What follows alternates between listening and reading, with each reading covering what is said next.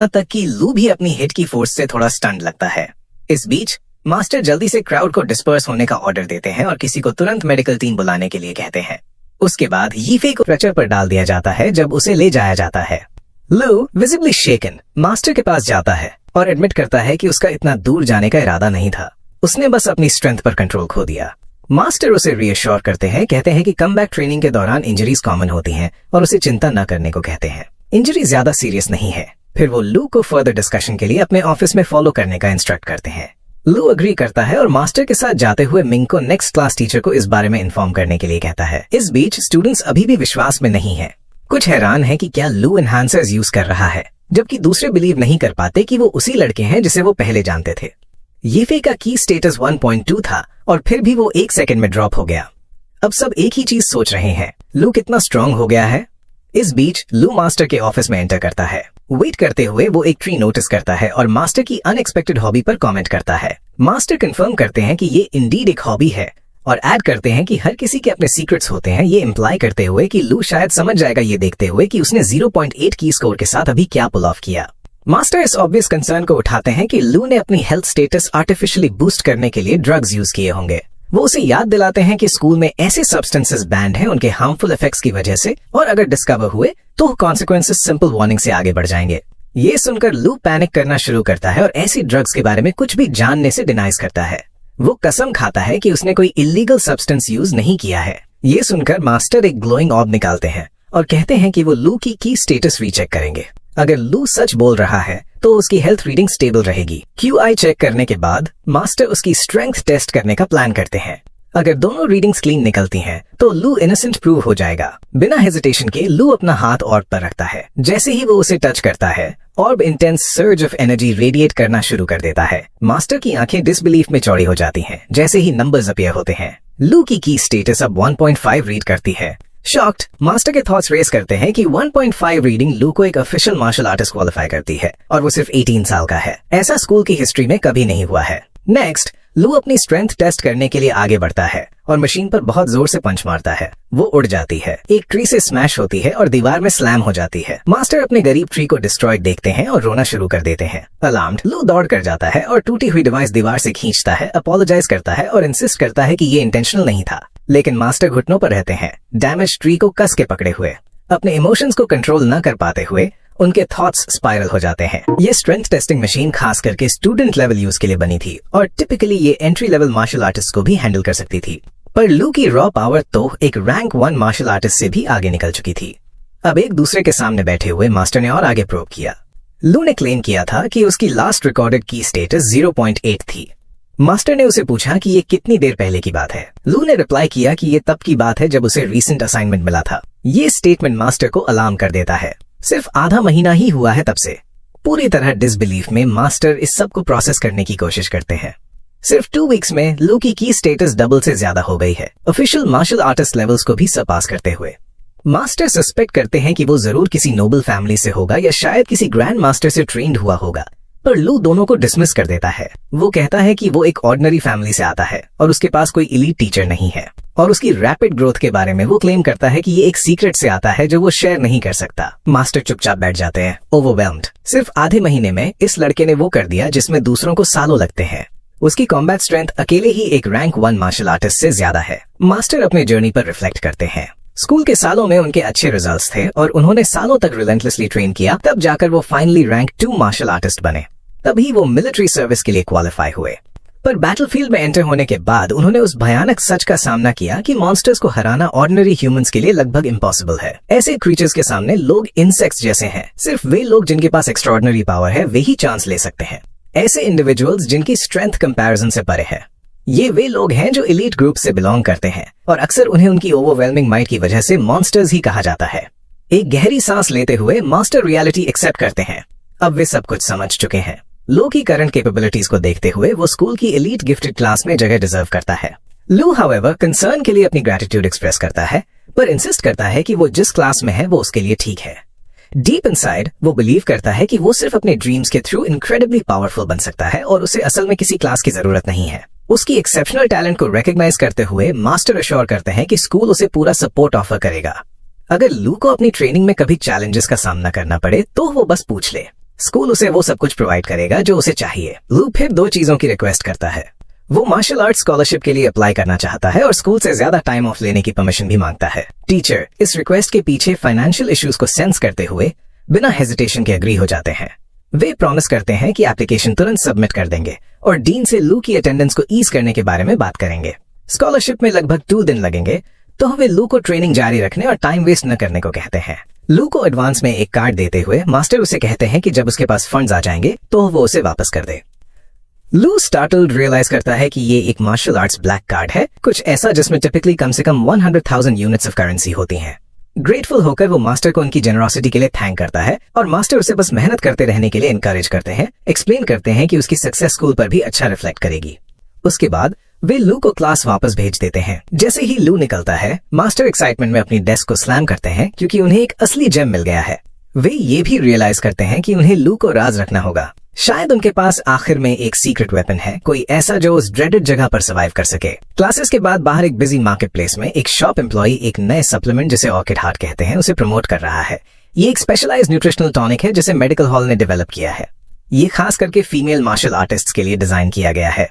ये product effective तब होता है जब यूजर की स्टेटस 0.8 तक पहुंच जाती है, जिससे ये उसे और भी इम्प्रूव करने में हेल्प करता है। 30 ग्रैंड की प्राइस पर टॉनिक एक कस्टमर का इंटरेस्ट कैच करता है और वो उसे खरीदने का डिसाइड करती है। जैसे ही लू वहां से गुजरता है, वो उसी कस्टमर को वो टॉनिक पकड़े हुए स्पॉट करता है जो उसने अभी खरीदा था। औरत अपनी डॉटर को याद दिलाती है कि क्योंकि ये इतना एक्सपेंसिव है तो उसे इसका पूरा फायदा उठाने के लिए और हार्ड ट्रेन करना पड़ेगा। लड़की स्माइल करती है और कहती है कि उसने समझ लिया, वो नेक्स्ट एग्जाम में फर्स्ट प्लेस लाएगी। ये सुनकर लू रियलिटी फेस करने लगता है। एक टॉनिक के लिए 30 ग्रैंड, अगर वो दिन रात ट्रेन भी करे तो वो इतना पैसा कमा नहीं सकता। उसके पेरेंट्स शायद थोड़ा बहुत स्क्रैप टुगेदर कर पाएंगे, पर कहीं आसपास भी नहीं। टॉप मार्शल आर्टिस्ट बड़े पैसे कमाते हैं और न्यूट्रिशन पर और भी बड़ा खर्च करते हैं, पर उसके जैसे बच्चों के लिए बस गुजारा करना ही मुश्किल है। वो शिंगी के बारे में सोचता है। वो एक असली जीनियस है, कोई ऐसी जो असल में अपना फ्यूचर चेंज कर सकती है, और फिर भी वो जो थोड़ा बहुत उनके पास है वो उसके साथ शेयर करती है। डीप डाउन वो जानता है कि वो उसके लेवल के आसपास भी नहीं है और एडमिट करता है कि वो अपनी डेस्टिनी चेंज करने के लिए इनफ एफर्ट नहीं कर रहा है। थॉट्स में उसने 2 स्टूडेंट्स को पीसी गेम्स के बारे में बात करते हुए नोटिस किया और याद आया कि वो भी कभी उनके जैसा ही था। वो रियलाइज करता है कि उसने मार्शल आर्ट्स की एक पूरी नई दुनिया ग्लिम्स की है, फिर भी उसने सिर्फ टाइम वेस्ट किया गेम्स खेलने में। डीप डाउन उसने हमेशा अपनी पुरानी लाइफ से बंधा हुआ महसूस किया, एक फिश टैंक में फंसा हुआ, सेफ्टी से चिपका हुआ और दुनिया की हार्श रियलिटीज का सामना करने से बहुत डरता था। लेकिन अब उसके अंदर कुछ बदलता है। उसने उस टैंक की सरफेस शैटर कर दी और बाहर कदम रखा, फाइनली रियलिटी का सामना करते हुए। पहली बार के लिए वो रियल वर्ल्ड देखता है और अपनी फेट चेंज करने का डिसीजन लेता है। भले ही वो अनश्योर है कि आगे क्या है, वो एक चीज जानता है, वो अब और गलत चॉइस अफोर्ड नहीं कर सकता। अचानक उसके बॉडी में एनर्जी का एक सर्ज रश होता है। वो रियलाइज करता है कि उसके ड्रीम्स में जितने भी मॉन्स्टर्स से वो लड़ा था, उनकी मेमोरीज उसमें मर्ज हो रही हैं। ये अनएक्सपेक्टेड फ्यूजन उसे अवेयर करता है कि उसकी फाइटिंग टेक्निक सिग्निफिकेंटली इंप्रूव हो गई है। जैसे ही वो आगे बढ़ता है, वो रिफ्लेक्ट करता है कि उसने मार्शल आर्ट्स की दुनिया में एक और कदम रखा है। वो चुपचाप अपनी मदर, फादर और शिंगी से प्रॉमिस करता है कि वो स्ट्रॉन्गर बनता रहेगा और उसके लिए फाइट करेगा जो वो सच में चाहता है। बाद में लू खुद को एक बार फिर एक ड्रीम में पाता है। इस बार एक ज़ॉम्बी उस पर अटैक करता है, पर वो जल्दी से अपनी मार्शल आर्ट्स टेक्निक का यूज करके स्ट्राइक डिफ्लेक्ट करता है और एक सिंगल पंच से उसे नॉक डाउन कर देता है।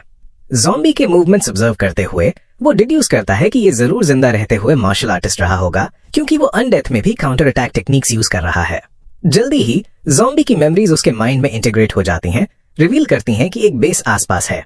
वो एस्टिमेट करता है कि बेस क्लोज ही होगा, पर उसे अजीब लगता है कि उसे अब तक सिर्फ एक मॉन्स्टर मिला है, जबकि बेस को उनसे घिरा होना चाहिए। जैसे ही वो आगे बढ़ता है, 2 और ज़ॉम्बीज अप्रोच करते हैं। बिना हेजिटेशन के लू चार्ज करता है और दोनों को एलिमिनेट कर देता है। फिर उसे दूर वो बेस स्पॉट होता है और वो अप्रोच करता है, सोचता है कि वो फाइनली वहां पहुंच गया है। Base number 1359। जब वो बेस वॉल तक पहुंचता है तो वो मैसिव क्रैक्स नोटिस करता है। वो रियलाइज करता है कि ये टूटा हुआ है, अपनी शेयर साइज और इंट्रिकेट डिजाइन से एस्टोनिश्ड होकर। ये सिर्फ एक बेस नहीं है, ये पूरे शहर जैसा लगता है। वो इस फीलिंग को हटा नहीं पाता कि यहाँ कुछ अजीब हुआ होगा। वॉल पर चढ़कर वो उसकी शेयर 20 मीटर्स थिकनेस ऑब्जर्व करता है। अपना बॉय तो इमेजिन भी नहीं कर पाता कि ऐसी स्ट्रॉन्ग चीज को तोड़ने के लिए कितने बड़े स्केल की बैटल हुई होगी। ऐसे वेल फोर्टिफाइड और टेक्नोलॉजिकली एडवांस्ड बेस का डिस्ट्रक्शन उसे स्टन कर देता है। ये उसकी अपनी दुनिया की किसी भी चीज से बहुत ज्यादा एडवांस्ड है।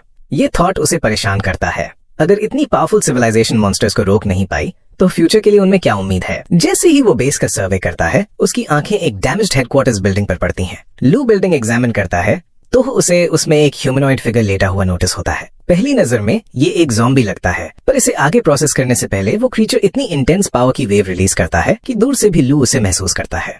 उसमें डर की एक सर्ज दौड़ जाती है और वो पैनिक में जमीन पर गिर जाता है। शॉक वेव ये ऑर्डिनरी नहीं है, ये साइकिक फोर्स रेडिएट करती है। एनर्जी की इंटेंसिटी उसे डरा देती है। वो तुरंत रियलाइज करता है कि ये जगह उसकी करंट एबिलिटीज से बहुत आगे है। इसलिए वो डिसाइड करता है कि उसे अभी के लिए निकलना होगा, क्योंकि ये बहुत डेंजरस है। अपना बॉय अपना फोकस कहीं और शिफ्ट करता है, एक्सप्लोर करने के लिए दूसरा एरिया ढूंढ रहा है। आसपास ज़ॉम्बीज कम थ्रेटनिंग लगते हैं। एक लीप के साथ लू एक अलग बिल्डिंग की तरफ जाता है और अंदर स्लिप हो जाता है। ये एक स्टैंडर्ड अपार्टमेंट कॉम्प्लेक्स लगता है। यहाँ ज़ॉम्बीज के कोई साइंस नहीं है। जैसे ही वो घूमता है, वो एक स्पून उठाता है, सोचता है कि रेजिडेंट्स ने डिजास्टर आने से पहले मील्स के लिए जरूर इसका यूज किया होगा। बाहर तबाही के बाद भी दरवाजे और खिड़कियां इंटैक्ट हैं। ऐसा लगता है कि वायरस ने लोगों को ज़ॉम्बीज में ट्रांसफॉर्म किया, न कि फिजिकल डिस्ट्रक्शन ने। तभी उसकी आंखें एक नियर बाय सरफेस पर रखे एक स्ट्रेंज डिवाइस पर पड़ती हैं। एक हंच पर वो उसे एक्टिवेट करता है। अचानक एक डिजिटल इंटरफेस फ्लिकर होकर जिंदगी में आता है और उसे हेवनली लॉस्ट टेक्नोलॉजी में वेलकम करता है। लू हैरत से देखता है।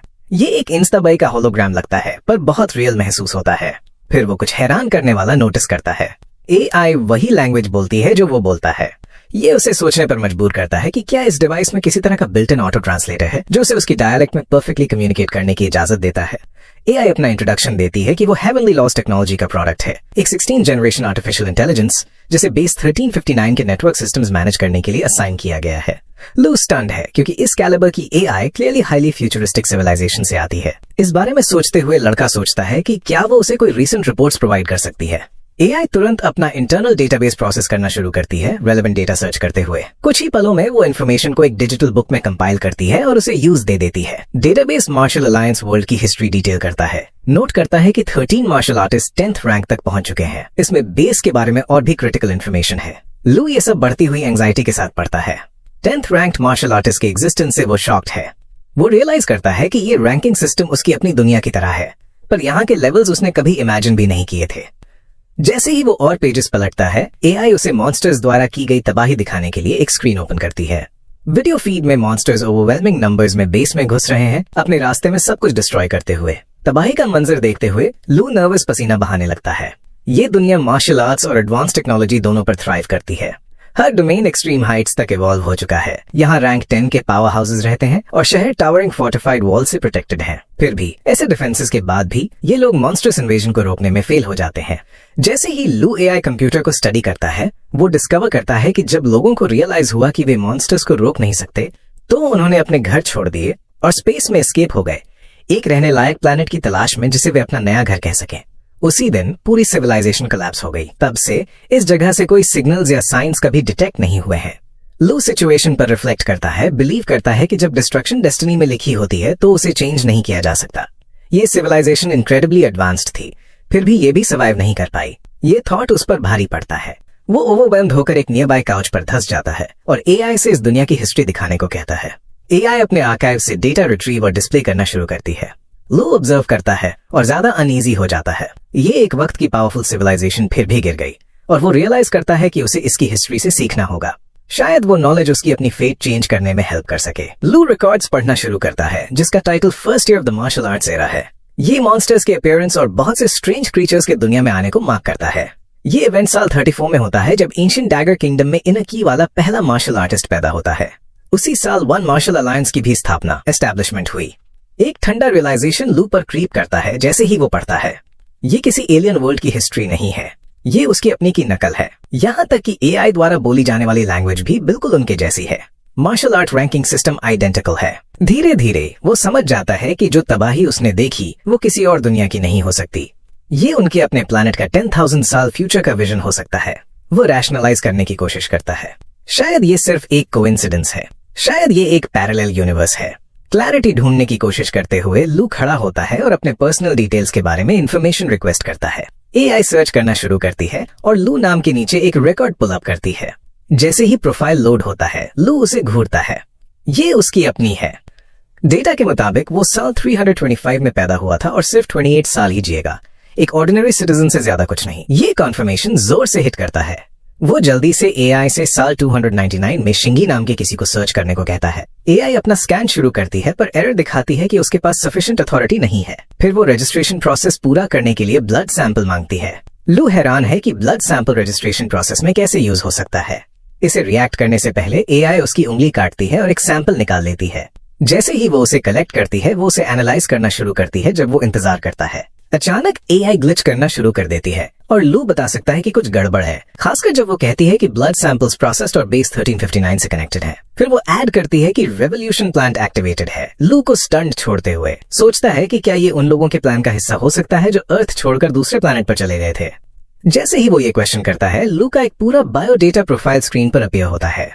उसे देखकर कंफ्यूजन हावी हो जाती है। उसकी प्रोफाइल पिक्चर अनफेमिलियर लगती है और उसका फ्यूचर बदला हुआ लगता है। वेरीफाई करने के लिए डिटरमिन्ड, वो अपना एकेडमिक और करियर पाथ रिकॉल करता है। स्कूल में उसके एक्सीलेंट ग्रेड्स थे। आउटर सिटी में 23rd रैंक के साथ बीही एकेडमी से ग्रेजुएट किया और बीहीज मार्शल आर्ट्स यूनिवर्सिटी में एनरोल हुआ। अपना ग्रेजुएशन पूरा करने के बाद उसने 3 साल मिलिट्री में सर्व किया। उसकी सर्विस के दौरान साउथ जोन में वॉर छिड़ गई और वो कॉम्बैट में मर गया। अपनी मौत के टाइम वो 37 का था और अनमैरिड। उसने एक लेफ्टिनेंट की पोजीशन संभाली थी और उसके अलावा कुछ कंट्रीब्यूट नहीं किया था। ये रेवलेशंस लू को और भी परेशान करते हैं जैसे ही वो रियलाइज करता है कि फ्यूचर शिफ्ट हो गया जिस पर वो स्ट्रॉन्गर बना। वो नोटिस करता है कि एज 18 से पहले का डेटा सेम रहता है, जिसमें एग्जाम से पहले रिकॉर्डेड स्ट्रेंथ बूस्ट भी शामिल है। हाउएवर, वो ये भी जानता है कि उसे उस डेटाबेस में जीनियस नहीं माना जाता डिस्पाइट उसकी हिस्ट्री, क्योंकि वो पहले ही बहुत से एक्सेप्शनल टैलेंट से भरा हुआ है। उसकी पर्सनल रिकॉर्ड्स में भी कमियां हैं। उसका की लेवल सिर्फ 2 था और उसकी बैटल स्ट्रेंथ एग्जाम के टाइम 257 थी। पर वो जानता है कि अपने ड्रीम वर्ल्ड का यूज करके वो उन स्टैट्स तक जल्दी पहुंच सकता है, नॉर्मल ट्रेनिंग से कहीं ज्यादा तेज। लू कोई ऐसा नहीं है जो सिटी में 23rd प्लेस से संतुष्ट हो जाए। वो जानता है कि उसे टॉप पर होना चाहिए। उसका फ्यूचर उस तरह लिमिटेड नहीं होना चाहिए। अगर वो स्ट्रॉन्गर बनता रहा तो वो मानता है कि वो मानवता को धमकी दे रही तबाही को रोक सकता है। सुबह उठकर अपना बॉय ब्रेकफास्ट के लिए अपनी फैमिली को ज्वाइन करता है। उसकी मदर कुछ नोटिस करती है और क्वेश्चन करती है कि उसने स्कूल यूनिफॉर्म क्यों नहीं पहनी है। लू सिंपली रिस्पॉन्ड करता है कि उसके टीचर ने उसे अब से घर से पढ़ाई करने को इंस्ट्रक्ट किया है, फिजिकली क्लासेस अटेंड करने की जरूरत नहीं है। ये उसकी सिस्टर को पजल्ड करता है। वो हैरान है कि स्कूल ने सेल्फ स्टडी ऑप्शन कब से ऑफर करना शुरू कर दिया। उसने इसके बारे में कभी क्यों नहीं सुना था। इस बीच लू अपना मील फिनिश करता है और बाहर निकलता है। अनाउंस करता है कि उसे ट्रेनिंग करनी है। उसकी मदर उसे अच्छे की विश करती है, पर उसकी सिस्टर नोटिस किए बिना नहीं रह पाती कि वो हर गुजरते दिन के साथ कितना बदल रहा है। वो कमजोर अनजाना लड़का नहीं रहा जिसे वो पहले जानती थी। जैसे ही अपना बॉय अपने रूम में वापस आता है, उसका फोन बजना शुरू हो जाता है। वो कॉल उठाता है। ये उसके टीचर मास्टर जैंग की तरफ से है। वे लू को इन्फॉर्म करते हैं कि उसकी स्कॉलरशिप मनी आ गई है और उसे दोपहर में स्कूल से कलेक्ट करने के लिए इंस्ट्रक्ट करते हैं। लू आने के लिए अग्री करता है, पर जल्दी से चैट एंड कर देता है जब मास्टर जैंग उसके स्कूल से एब्सेंट होने के बारे में पूछते हैं। कहते हैं कि उसके पास टाइम वेस्ट करने के लिए नहीं है। इंटरनली लू एक्नॉलेज करता है कि उसके पास ज्यादा सोचने की लग्जरी नहीं है। वो अपनी स्ट्रेंथ हाईएस्ट लेवल्स तक बढ़ाने और अपनी प्रोग्रेस दिखाकर सबको शॉक करने का संकल्प लेता है। वो उम्मीद करता है कि ज्यादा रिसोर्सेज अट्रैक्ट कर सके और उसके साथ फ्यूचर चेंज कर सके। बाद में वो एक बार फिर अपने ड्रीम में एंटर करता है, जहां वो खुद को एआई के साथ पाता है।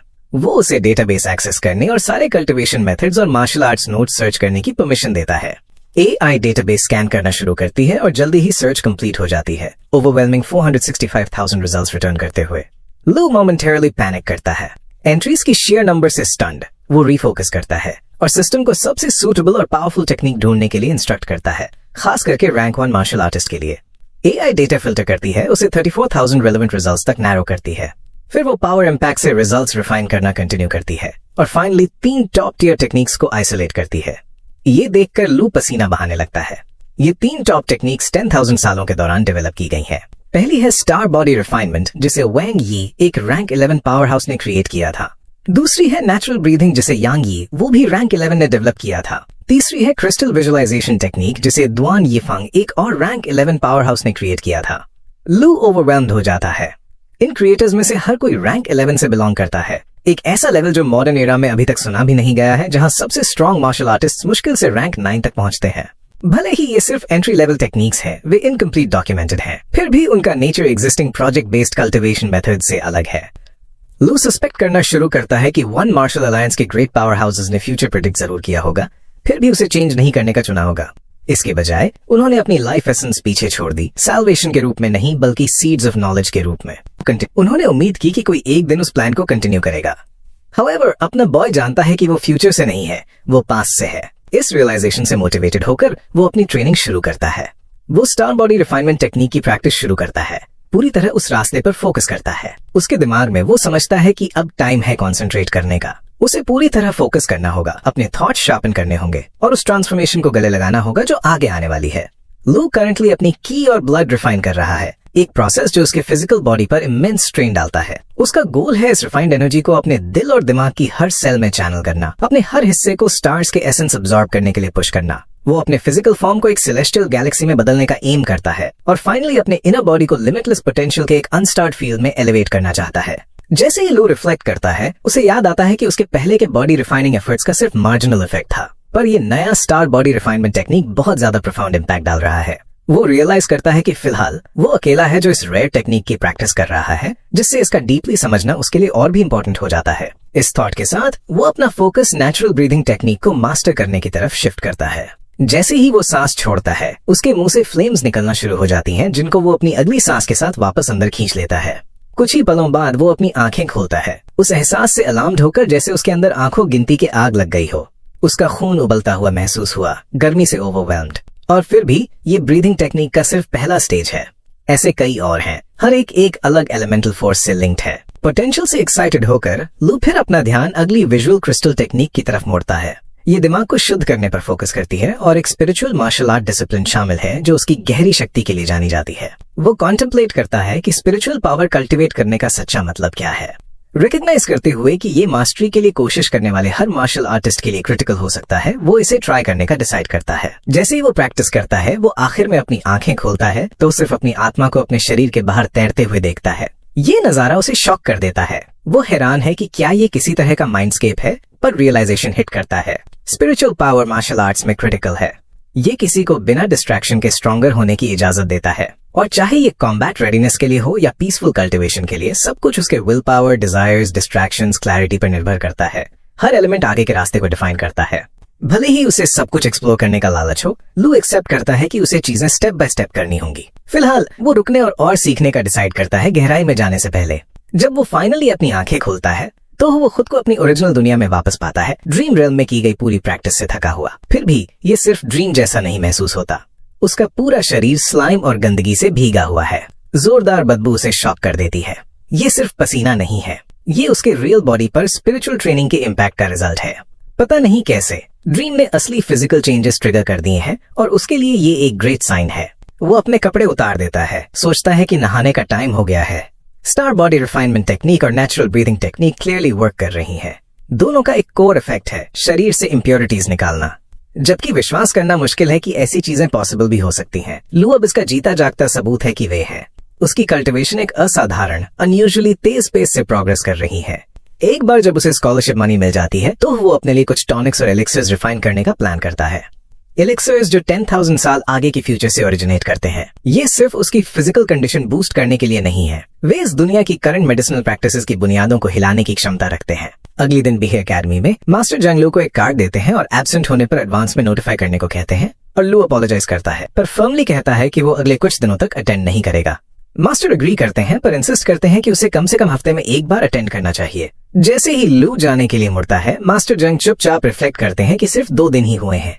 फिर भी उन्हें पहले ही महसूस होता है कि वे लड़के की शक्ति का पूरा अंदाजा नहीं लगा सकते। स्कूल गेट्स के बाहर लू डिटर्मिनेशन के साथ चलता है। अब जब उसके पास फाइनली कुछ पैसा है, अपनी पुअर की स्टेटस को एड्रेस करना टॉप प्रायोरिटी बन जाता है। उसके पोजेशन में एक फ्यूचर मेडिकल प्रिस्क्रिप्शन है, एक जो उसने रेवोल्यूशनरी डेटाबेस के थ्रू ऑब्टेन किया था। वे टॉनिक्स जो वो उसे क्राफ्ट करने का प्लान करता है, हड्डियों और मसल्स में हेल्प करेंगे। फिर भी परफेक्ट फॉर्मूला के बाद भी इन टॉनिक्स को क्राफ्ट करने के लिए प्रोफेशनल ग्रेड इक्विपमेंट चाहिए। चाहे प्रिस्क्रिप्शन कितना भी एडवांस्ड हो, प्रॉपर टूल्स के बिना वो आगे नहीं बढ़ सकता।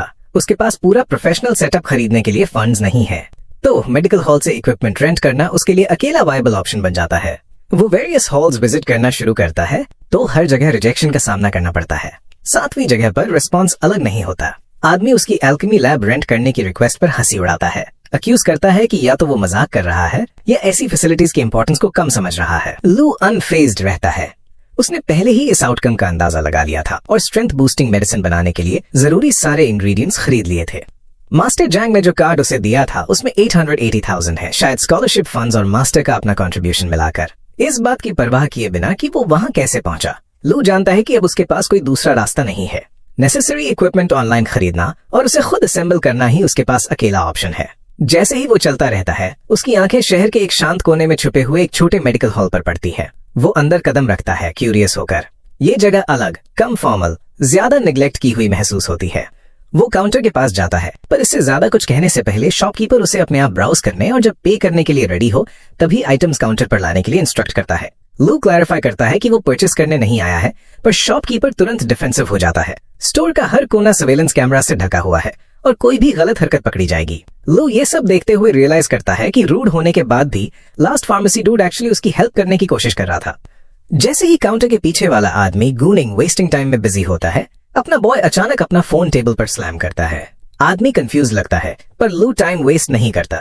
वो सीधे पूछता है कि क्या उनके पास फार्मास्यूटिकल लैब है।